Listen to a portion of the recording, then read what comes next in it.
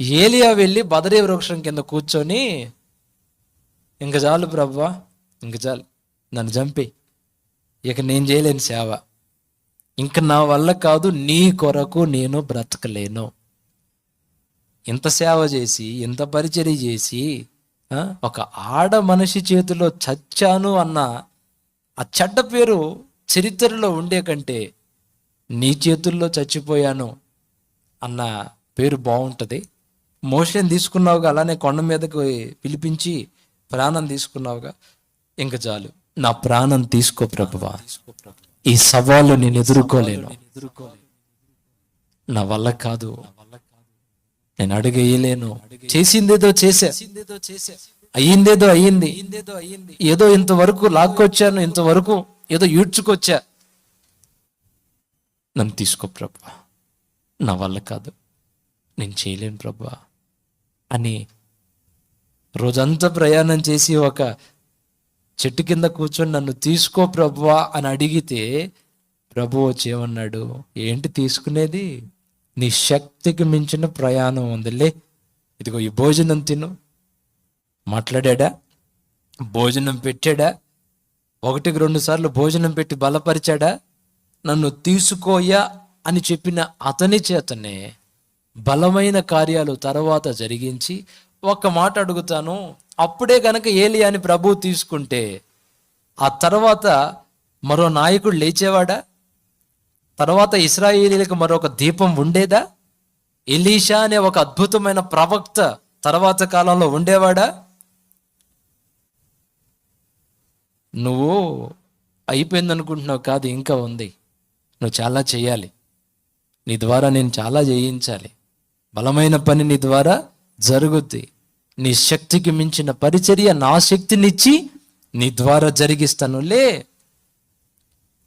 లేవనెత్తాడు, భోజనం పెట్టాడు, బలపరిచాడు, చివరికి చావా లేకుండా తీసుకున్నాడు. పేతురు ప్రభువు ఉన్నంత వరకు నమ్మకంగా ఉన్నాడు.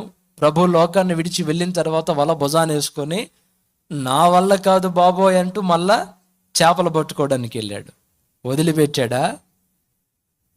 వదలడు, విడిచిపెట్టడు, ఎడబాయడు, వెంటాడతాడు, ఆదరిస్తాడు, ఓదారుస్తాడు, గాయాలు కడతాడు, మరలా తిరిగి మనల్ని యుద్ధరంగానికి ఆయన తీసుకువస్తాడు. మీరు చూడండి, బైబిల్లో చాలా మంది ఇలా కలవరాలకి గురయ్యి వెనకడుగులు వేసిన ప్రతిసారి ప్రభు ప్రత్యక్షమై వెన్నుతట్టి పదం ముందుకు నేనున్నానని చెప్పి వాళ్ళని నడిపించాడు. హల్లెలూయా. ఇప్పుడు ఏ దిక్కు లేదు, అమ్మా నాన్న లేరు, మేము ముగ్గురమే. ఈరోజు మా జీవితాలు ఏంటో తెలుసుగా మీకు? ఏమండి, మా జీవితాలు ఎడారిపాలైనయా? ఏ దిక్కు మొక్కు లేకుండా అయిపోయామా మేము? మా భవిష్యత్తు శూన్యమైపోయిందా, నాశనమైందా? ఆ తల్లిదండ్రుల్ని కోల్పోయిన ఆ ముగ్గురు 3 పాత్రలు అయ్యారు, ప్రతిష్ఠించుకున్నాడు. ఇప్పుడు ఆ ముగ్గురిని దేవుడు తన సేవలో చక్కగా వాడుకుంటున్నాడు. హల్లెలూయా. నీకు ప్రభు ఉన్నాడు. మనసులో నువ్వు కృంగి ఉంటే ఈరోజు ప్రభు నిన్ను ధైర్యపరుస్తున్నాడు. ధైర్యాన్ని విడవద్దు, నిబ్బరంగా ఉండు, భరోసాతో ఉండు. నేను లేనా? నేను నిన్ను విడిచిపెడతానా?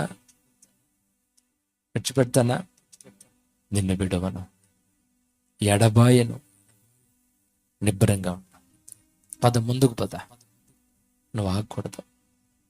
ఆధ్యాత్మిక జీవితంలో ఎదురవుతున్న పోరాటాల్లో నా వల్ల కాదని చతికిలబడి కూర్చోడానికి లేదు. నువ్వు అడుగు ముందుకి. పాపం మీద నీకు జయం వస్తుంది. పవిత్రంగా నువ్వు బ్రతుకుతావు. దైవ చిత్తానుసారమైన హృదయం నీకు కలుగుతుంది. ఒకవేళ నీ వల్ల కాకపోతే పరిశుద్ధాత్ముడు తన అభిషేకాన్ని నీకు ఇచ్చి నిన్ను అద్భుతమైన పాత్రగా ఆయన నిలబెడతాడు. నిన్ను ఒక సుందరమైన వ్యక్తిగా ఆయన రూపుదిద్దుతాడు. పాపం మీద నువ్వు జయించేది కాయ. ఏసన్న గారు వాళ్ళు ఒక పాట పాడారు, పోరాటం ఆత్మీయ. ఎప్పటి వరకు ఉంటుంది ఈ పోరాటం? చివరి శ్వాస విడిచే వరకు ఆగదు. కంఠంలో ఊపిరున్నంత వరకు ప్రయాణం సాగుతూనే ఉంటుంది, పోరాటం సాగుతూనే ఉంటుంది. మనుషులు విడిచిన, బంధాలు ఎడబాసిన, నమ్మించి మనుషులు నయవంచన చేసిన, ఇదిగో నేను వెళ్ళిన తర్వాతే నేను వెళ్ళిన తర్వాతే,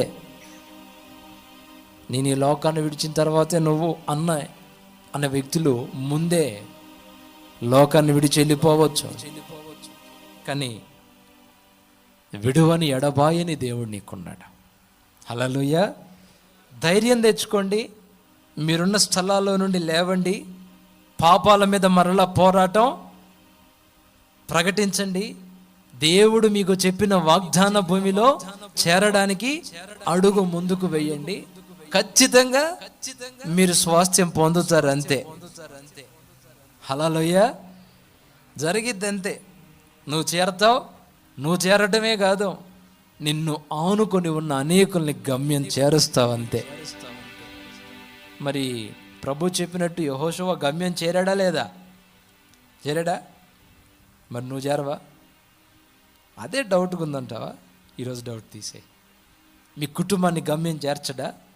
నిన్ను నమ్ముకుని ఉన్న ఆ నలుగురిని దేవుడు గట్టెక్కించడా?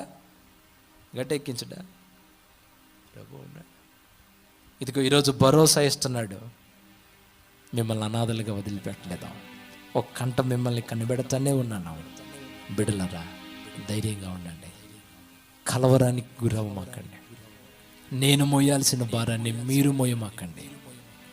మీ గురించి నేను పక్క ఆలోచిస్తున్నా, పథక రచన చేసి పెట్టున్నాను. అన్నీ మీకు మేలుకరంగానే మారుతాయి, అన్నీ మీకు దీవెనకరంగానే మారుతాయి. మీరు దిగులు పడి బెంబెలెత్తిపోయి ఆరోగ్యం పాడు చేసుకొని నేను ఇచ్చే స్వాస్థ్యాన్ని పొందకుండా నేను ముందుగానే మీరు లోకాన్ని విడిచిపెట్టే పరిస్థితులు తెచ్చుకోమాకండి. కృప మనందరికీ తోడుగా ఉండునుగాక. ఆమేన్.